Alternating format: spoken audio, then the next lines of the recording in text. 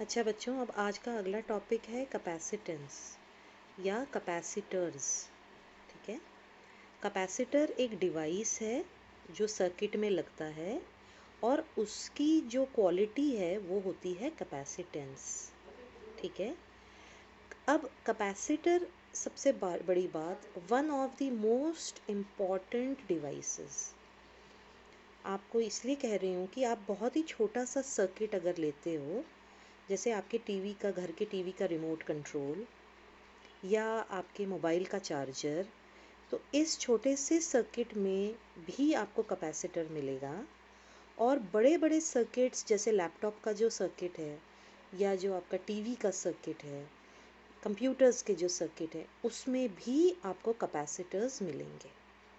सो capacitors छोटे से छोटे सर्किट से लेके बड़े से बड़े सर्किट का हिस्सा होते हैं। इसीलिए इनके बारे में और इनकी क्वालिटी, कैपेसिटेंस के बारे में पढ़ना बड़ा ज़रूरी है। कोई ख़ास बात नहीं है। Capacitance is the ability to store charges. मैं बिल्कुल आसान भाषा में अगर आपको इसको समझाने की कोशिश करूं, तो चार्ज को समझ लो आप पानी, है ना। चार्ज क्या हो गया? पानी। और पानी स्टोर करने की जो टंकी है ना, उसको समझ लो कैपेसिटर। सो कैपेसिटर हो जाएगा पानी की टंकी। ठीक है। और कैपेसिटेंस हो जाएगा उस पानी की टंकी की क्षमता, उसकी कैपेसिटी, है ना। टंकी की, पानी की टंकी जो है उसकी कैपेसिटी या उसकी क्षमता, वो कितना पानी स्टोर कर सकती है। समझ आ गया? तो इस तरीके से समझेंगे तो अच्छे से समझ में आएगा कि चार्जेस स्टोर करते हैं किस में? कैपेसिटर में। और एक कैपेसिटर कितना चार्ज स्टोर कर सकता है अपने अंदर, वो होती है उसकी कैपेसिटेंस। ठीक है, यहाँ तक क्लियर हुआ? अब आगे बढ़ते हैं और इस इक्वेशन को समझने की कोशिश करते हैं। ठीक है। अब समझ लो यहाँ कि तुमने दो कैपेसिटर लिए। एक तो एक बात और, कैपेसिटर हमेशा कैसे होंगे? कंडक्टर, क्योंकि कंडक्टर ही चार्ज को स्टोर कर सकता है ना। इंसुलेटर नहीं स्टोर करता, तो कंडक्टर स्टोर करता है। तो कैपेसिटर्स ज़्यादातर कंडक्टर्स ही होते हैं। ठीक है। एक कैपेसिटर है कैपेसिटर ए, दूसरा कैपेसिटर है कैपेसिटर बी। अब ये पानी की टंकी वाला जो लॉजिक है वो अगर यहाँ पर आप लगाते हो तो फिर आपको ज़्यादा समझने में मुश्किल नहीं होगी।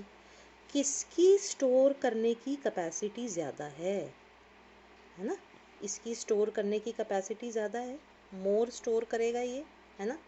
तो इसका कैपेसिटेंस ज़्यादा है और इसका कैपेसिटेंस कम है। समझ आ रही है? सो कैपेसिटेंस जो है वो एकदम से देखने में समझ में आ गया कि किस पर डिपेंड करता है? स्टोर करने के, जो कैपेसिटर है उसके साइज़ पर डिपेंड करता है। ये बात चलो बाद में भी डिस्कस करेंगे, लेकिन फ़िलहाल जो मेन बात समझने की है वो देखिए। जैसे जैसे आप यहाँ पर चार्ज बिठाते जाते हो, आप लेते हो दोनों टंकियों पर चार्ज एक एक करके। सबसे बड़ी बात है, एक एक करके बिठाना है आपने, 1 बाय 1 बिठाना है, तो आपको समझ में आएगा। सो आपने एक चार्ज बिठाया, इधर भी एक चार्ज बिठाया, फिर आपने इधर एक और चार्ज बिठाया, इधर भी बिठा दिया, फिर इधर एक और चार्ज बिठाया, इधर और बिठा दिया, एक और उठाया, ये और बिठाया, यहाँ भी एक और बिठाया, यहाँ भी एक और बिठा दिया। ठीक है। अब देख के समझ में आ रहा है कि इसकी तो कैपेसिटी पूरी हो गई। अब इसमें और चार्ज आप नहीं बिठा सकते हो क्योंकि इसकी जगह भर गई है। लेकिन इसके पास अभी दो चार्ज और बिठाने की जगह बचती है ना। समझ आ रहा है?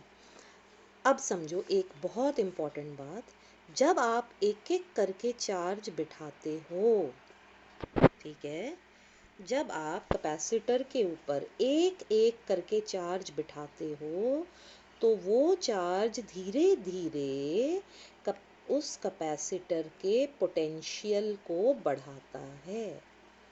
इलेक्ट्रिक पोटेंशियल याद करिए, ठीक है।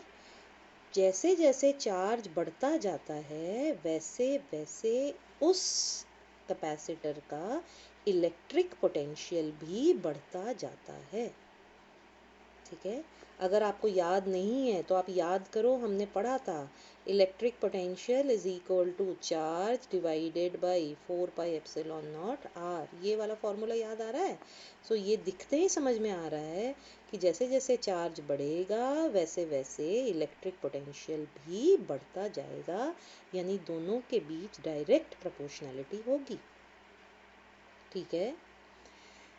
ये 5 ही चार्जेस बिठाने पर, 1 2 3 4 5 चार्जेस बिठाए तो ये अपनी मैक्सिमम पोटेंशियल पर पहुंच गया, ठीक है। ये मैक्सिमम पोटेंशियल पर पहुंच गया कितने चार्जेस बिठाने पर? 5 चार्जेस बिठाने पर। अब अगर तुम मैक्सिमम पोटेंशियल पर पहुंच जाती है बॉडी कैपेसिटर, उसके बाद और एक्स्ट्रा चार्ज उस पर नहीं बिठा सकते हो। मैक्सिमम पोटेंशियल का मतलब होता है मैक्सिमम चार्ज बैठ गया, समझ आई? लेकिन 5 चार्जेस बिठा करके, 1 2 3 4 5 चार्जेस बिठा के क्या ये कैपेसिटर, ये बॉडी अपने मैक्सिमम पोटेंशियल पर पहुंची? ये नहीं पहुंची। इसलिए इसमें अभी एक और चार्ज बिठाने की हम कोशिश कर सकते हैं। जब हम छठा चार्ज बिठाते हैं तब हम चेक करते हैं क्या मैक्सिमम पोटेंशियल पहुंच गया? नहीं पहुंचा अभी भी, तो एक और 7वां चार्ज भी बिठाते हैं। अब मैक्सिमम पोटेंशियल पहुंच गया, बोलते हैं हाँ अब पहुंच गया अपनी मैक्सिमम पोटेंशियल पर, तो अब इसके बाद इसके ऊपर और कोई चार्ज नहीं बैठ सकता। समझ आ रही है बात? तो ये आपको बहुत अच्छे से समझना है कि बॉडी को, कैपेसिटर को तब तक चार्जेस भर सकते हैं, उस पर बिठा सकते हैं, तब तक चार्जेस बिठा सकते हैं जब तक वो कैपेसिटर अपनी मैक्सिमम पोटेंशियल पर नहीं पहुंचता है। एक बार अपनी मैक्सिमम पोटेंशियल पर पहुंच गया तो अब आप उसके ऊपर और ज़्यादा चार्ज नहीं बिठा सकेंगे। आई होप आपको ये बात समझ में आई है, ठीक है। सो ये कॉन्सेप्ट बहुत ज़रूरी है, मैं बार बार रिपीट कर रही हूँ। तभी तक चार्ज सबसे पहले तो चार्ज एक एक करके बिठाते हैं। जब आप चार्ज बिठाते हो, बढ़ाते हो, तो उसका पोटेंशियल भी, कैपेसिटर का पोटेंशियल भी बढ़ता है और धीरे धीरे कैपेसिटर अपनी मैक्सिमम पोटेंशियल की वैल्यू पर पहुंच जाता है। उसके बाद अब आप उसके ऊपर और चार्ज नहीं बिठा सकते। तो ये स्टेप्स आपको बिल्कुल दिमाग में बैठ जाने चाहिए, ठीक है। अब इसके बाद यहाँ देखो, तो Q तो डायरेक्टली प्रोपोर्शनल आया V को, कांस्टेंट ऑफ प्रोपोर्शनैलिटी C आ गई। इस C को आप कैपेसिटेंस बुलाते हो और C की वैल्यू आती है Q डिवाइडेड बाई V, है ना, इस इक्वेशन से। और यहीं से इसका SI यूनिट आता है, लेकिन SI यूनिट हम नया यूज़ करेंगे, इसको नाम देंगे फैरेड। आपने देखा होगा फैरेडे के काम के ऑनर करते हुए इसको नाम दिया फैरेड, और ये इसका डिमेंशनल फॉर्मूला। मैंने 1 फैरेड की डेफिनेशन लिखी है, आप इसे चेक करना, और आपको नहीं समझ आती है तो फिर मुझे दोबारा से पूछना, ठीक है।